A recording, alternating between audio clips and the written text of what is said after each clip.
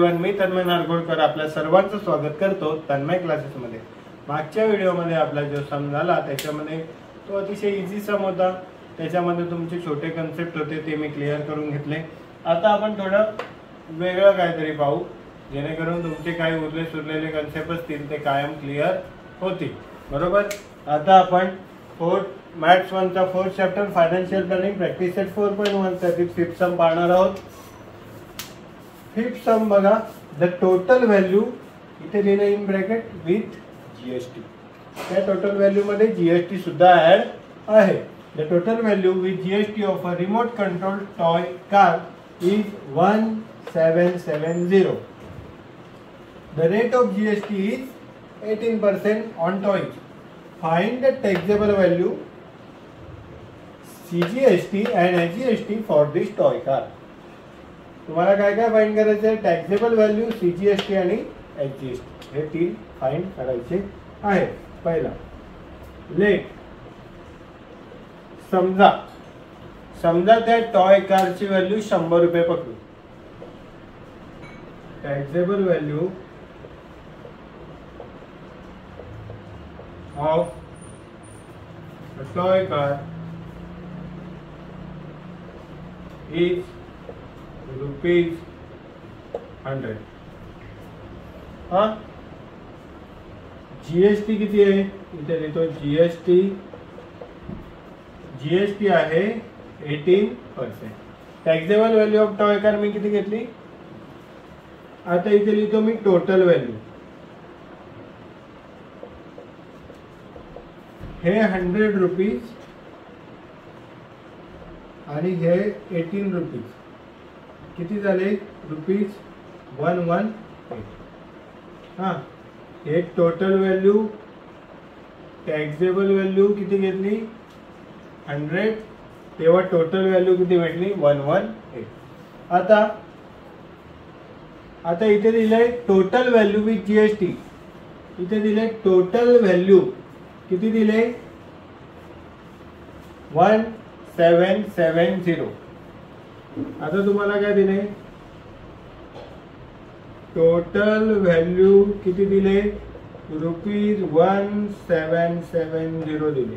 आणि तुम्हाला काय फाइंड करायला सांगितलंय? काय फाइंड करायला सांगितलंय? Taxable value. मग इथे टॅक्सेबल व्हॅल्यू आपल्याला माहित नाही म्हणून मी काय घेतली?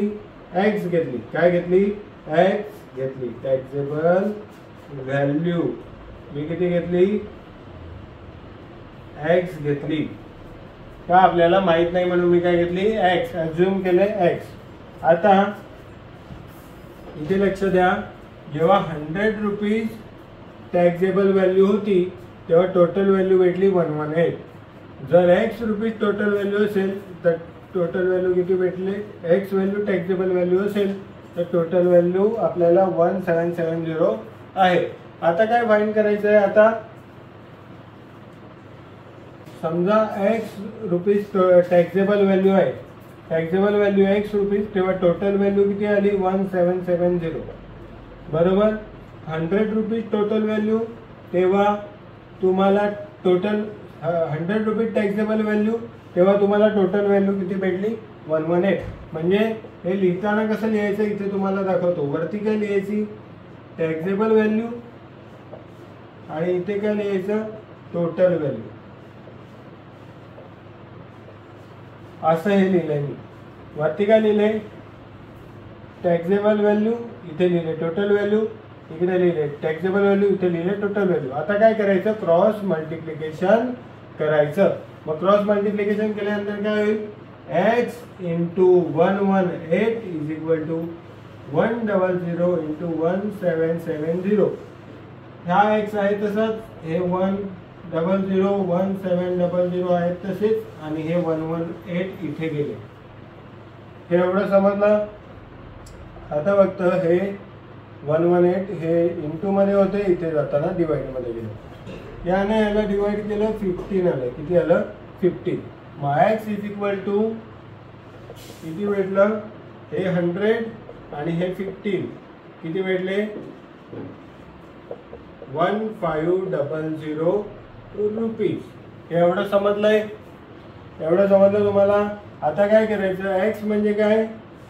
एक्स म्हणजे काय, टॅक्सेबल व्हॅल्यू. इथे तुम्हाला किती भेटली, ₹1500 एवढी भेटली.